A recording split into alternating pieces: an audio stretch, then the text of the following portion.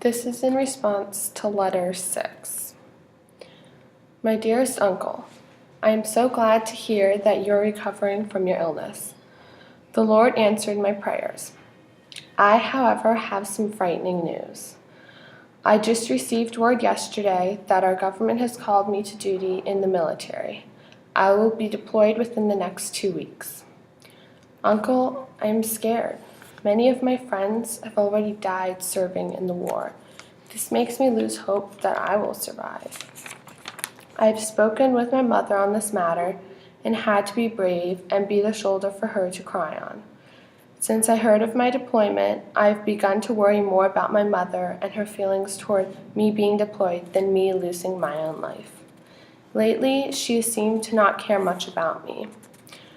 She has seemed to try to bother me or annoy me. But now she seems to care so much. My mother even seems more worried about losing me than I do about losing my own life. Is that not strange? Besides my mother, and now you, I have only discussed this with my best pal John and God. John heard word yesterday as well that he is being deployed as well. We are actually going to be in the same platoon, if there is even a silver lining to any of this. By the end of this week, I will have received my uniform and artillery, and I know by then it will seem more real than ever. I am praying to God, asking Him to protect me and help me keep the faith. Late last night, I visited the empty chapel to explain to God the situation and ask Him to grant me the wisdom to be able to see the light at the end of the tunnel, even when I'm in the middle of the battlefield. I asked Him to help me keep the faith even in the darkest of times that I know I'll have to endure. And my final request to Him is to save James over me if it came down to it. I've always admired to save John over me if it came down to it. I've always admired John for his courage and selflessness, and I believe it would be of a greater service to the world to ensure that he lives on over me. Anyways, later today, I visit my doctor for my physical for deployment and will make sure to leave out God and the church, as you advised, when I tell him the news. It's just when I've seen him before, when I mention I'm Christian, I can just tell by his tone and body language he doesn't approve. Although I do hope he gives me some good advice. I'm kind of seeking it out from anyone at this point. I hope I don't leave the office feeling defeated as usual. The person who usually has the best advice is John. We talked for hours yesterday after we heard word. However, most of the time it was me venting my fears, him listening, and then giving me advice. That is the best and worst part about him being deployed with me. Selfishly, I want John out there with me, supporting me like a brother when I know I'll need it most. That will be the best part, to have a friend there with me in the gravest of times. The worst part is that John, of all people, has his life put on the line. Of everyone, he would be the first person I would say to not be put out there. His life is too precious, and he is a person I aspire to be, and I think everyone should as well. Yesterday, he was composed and comforting, even when we were each in the exact same position, and he had every right to lash out and react and be upset, but he didn't. He was there for me. That is the type of person John is. Uncle, please keep John in your prayers for me. Also, Uncle, I recall you writing that you planned on visiting my mother and I in the next couple of weeks. I would be so grateful if you would be able to come before I deploy. It has been too long since I have last saw you and Auntie. I miss you both terribly and would love to see you. And if hearing word of my deployment makes you uneasy or upset, I usually find peace going into the forest behind my home and being one with nature. I think you may as well.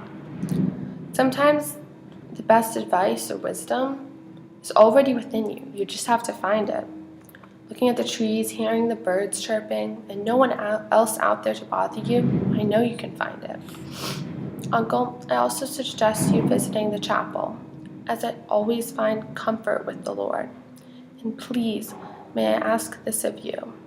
In case this letter takes longer than usual to get to you, or I get deployed earlier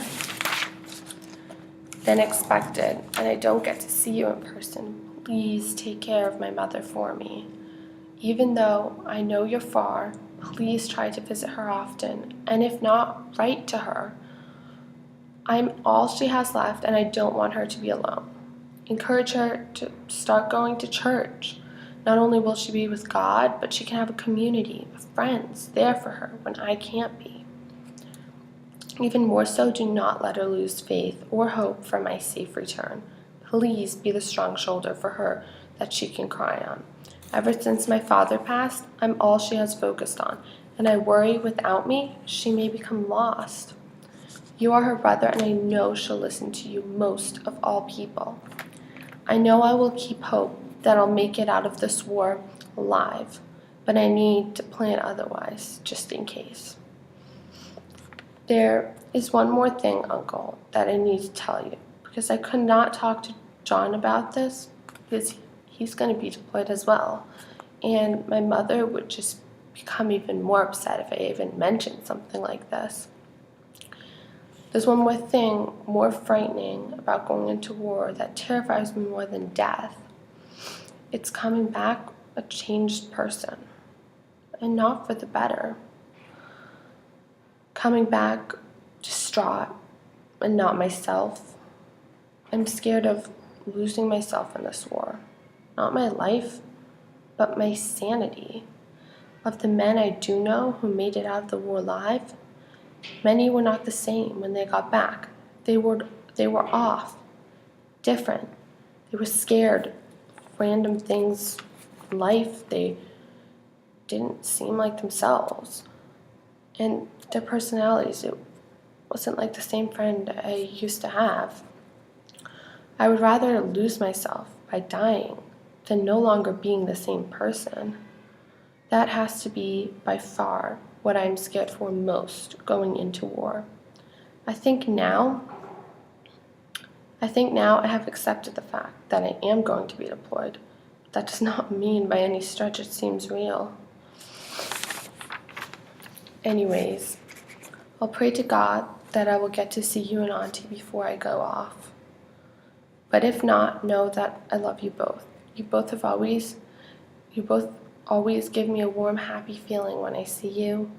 And I still miss having you both just down the street from us, that I could just walk over and see you whenever. Feels just like yesterday. But I know you had to move far. It's okay. I love you and Auntie so much, and I hope this letter sees you well, and I hope wherever I am, if I don't see you at all, that I'll receive a letter from you. I'll know you're completely recovered from your illness. It's out completely past you, and that you're happy, and my mother's happy as well. With love, your affectionate nephew, Adam.